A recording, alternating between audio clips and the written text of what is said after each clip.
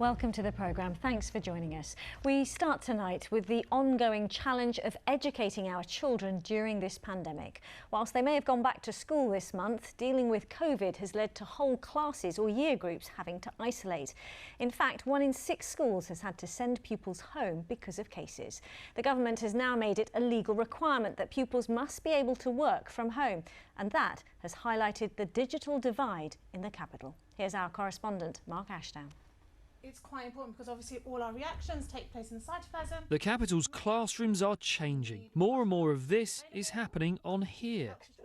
You'll be given a right angle triangle and they will highlight an angle to you. In Bethnal Green, Samia is having a My Tutor session, a one-to-one with a remote teacher, sharing screens, going at her pace. It helped me become more confident in my subject, and it was a complete new person, so they were teaching me as if I didn't know anything, and it helped me not feel too shy. Sometimes you're just scared to go and ask the teacher because you feel like you're dropping behind and you don't want to drop behind. So when you have like a random person and they're just there to help you, you can ask them any questions and you don't need to feel stupid about it.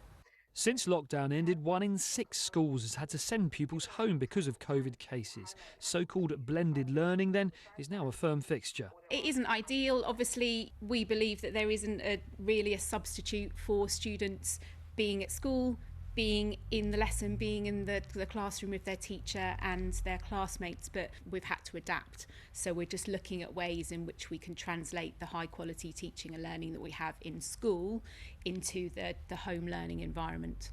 Now, one of the things lockdown laid bare, perhaps more than ever, is the difference between the haves and have-nots. So if the government's now insisting every child must continue getting some kind of education, even if they do now have to isolate, the challenge for schools is to make sure every pupil can access the same learning. We know there are thousands, if not tens of thousands, of children up and down the country who still don't have access to the laptops the government were promised. Some of them don't have access to reliable internet. So actually the government would have done well to put its efforts into fixing some of those problems and putting some support in place before it sort of reached for legal powers.